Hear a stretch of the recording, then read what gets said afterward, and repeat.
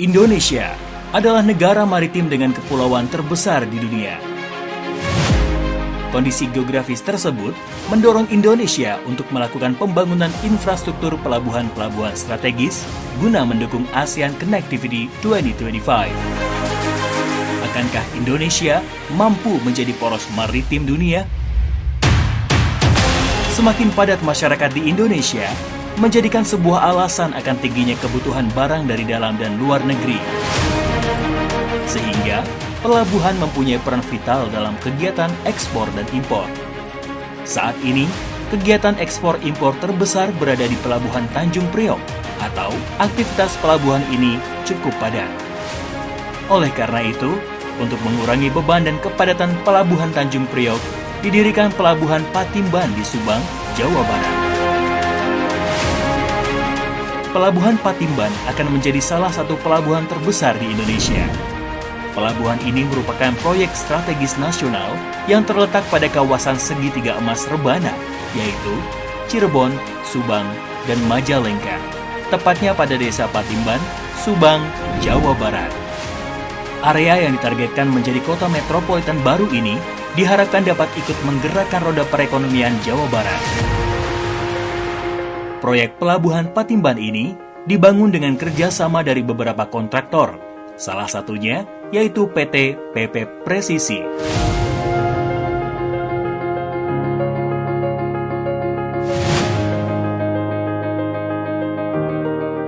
Yang mencakupi pekerjaan suplai material timbunan, pemadatan,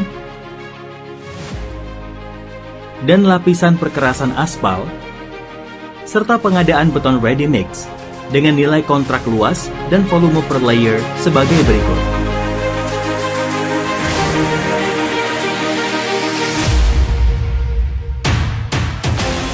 Saat ini, progres pengerjaan PT PP Presisi sudah mencapai 91% dari yang ditargetkan akan selesai pada Mei 2021. Dalam membangun sebuah proyek, dibutuhkan seorang pemimpin agar pekerjaan berjalan dengan baik dan lancar. Afif Aryaji adalah kepala produksi di proyek pembangunan pelabuhan ini.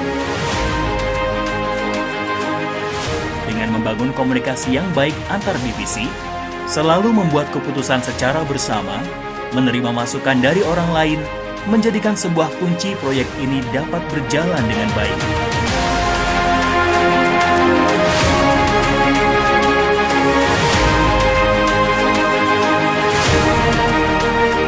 Tak lupa, kita mengutamakan sholat dan keselamatan kerja guna menunjang kesuksesan proyek ini.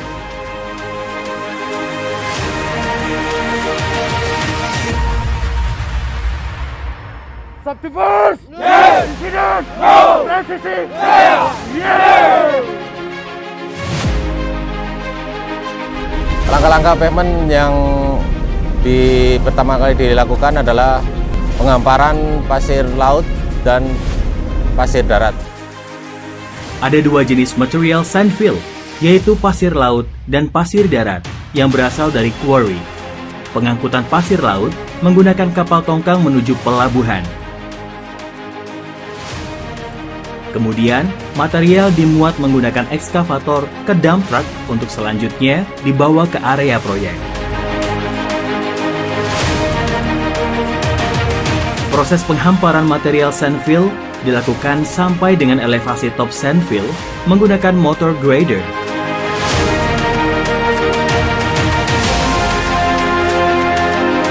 Kemudian dipadatkan menggunakan vibro roller.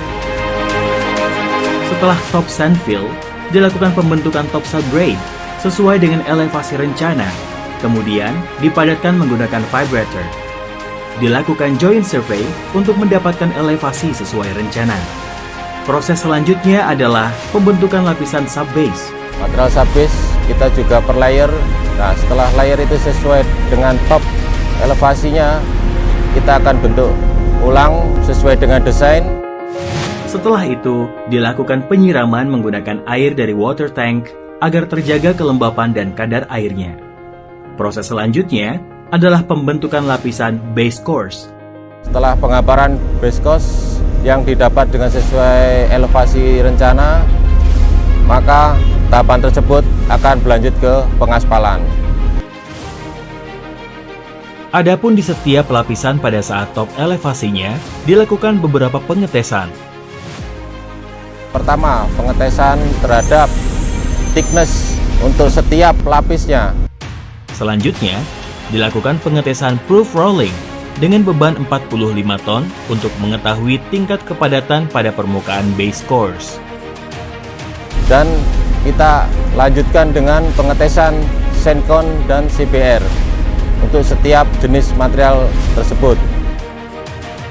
Pengetesan Sencon dan CBR Sencon digunakan untuk menguji kepadatan dari lapisan-lapisan pondasi bawah.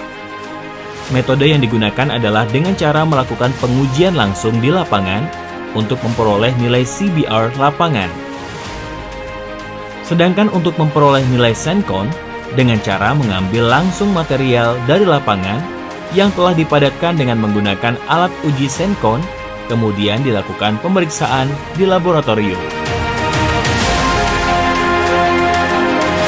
Setelah pekerjaan lapis base course selesai, sekarang memasuki proses pengaspalan.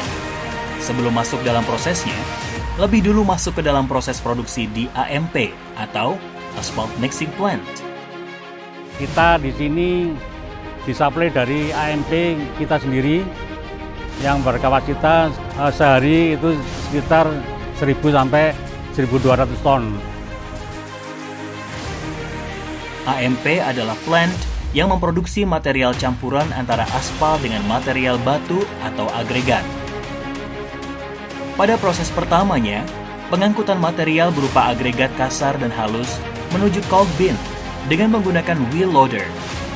Setelah itu, material melewati throw belt untuk masuk ke dalam drying dan screening drum.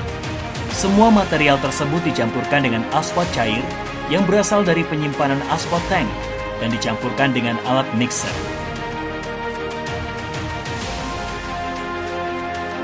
Proses ini diawasi oleh operator yang ada di dalam ruangan untuk mengawasi seluruh detail prosesnya.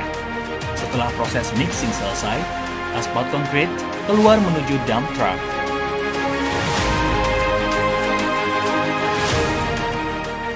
Pengantaran aspal dari AMP menuju lapangan berjarak kurang lebih 1,5 km.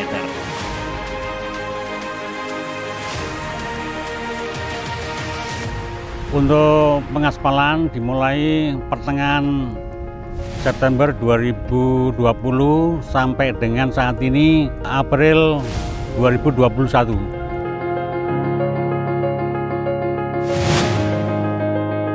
Tahap pertama, asphalt binder dihamparkan dengan menggunakan alat asphalt finisher dan dibantu dengan tenaga manual atau helper.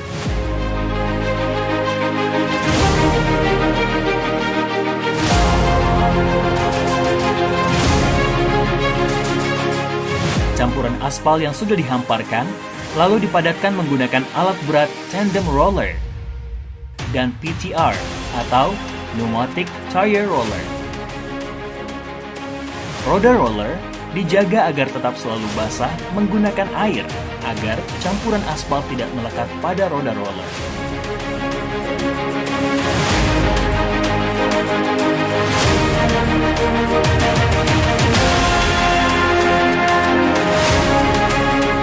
Adapun konstruksi perkerasan itu terdiri dari pertama lapisan bawah itu binder ya 5 cm, kemudian bearing ya itu 5 cm. Itu khusus yang ada di CRT maupun di TJT.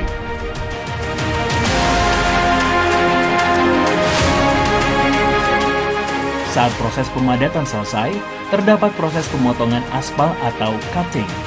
Hal ini dilakukan agar sambungan aspal antara satu dengan lainnya kepadatannya terjamin.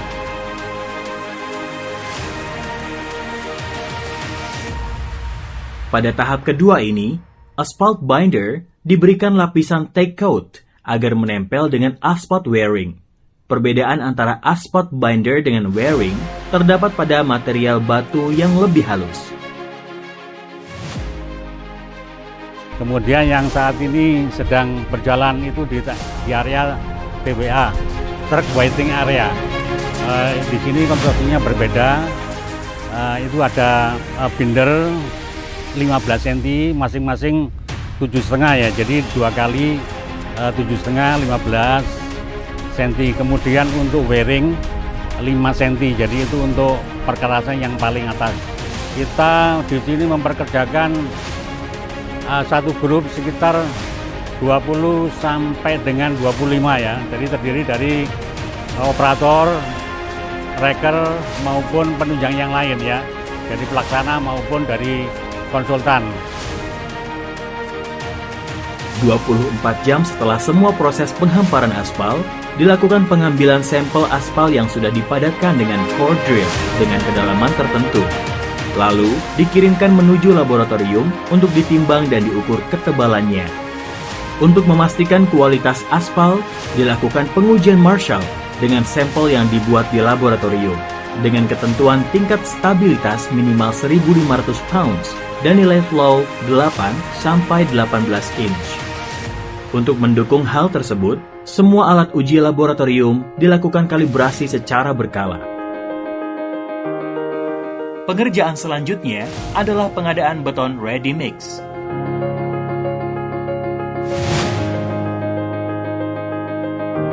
Proses ini dimulai dengan persiapan material berupa agregat kasar dan halus dari penampungan material menuju cold feed hopper, lalu menuju ke mixer melalui conveyor transfer.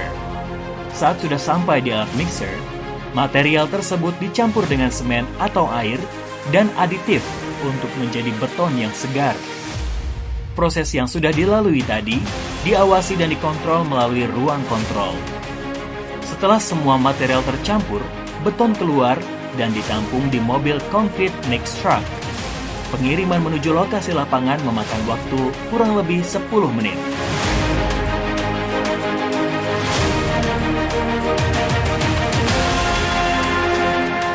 Sebelum beton dihamparkan, dilakukan pengambilan sampel untuk dites pada laboratorium untuk pengujian kuat tekan beton.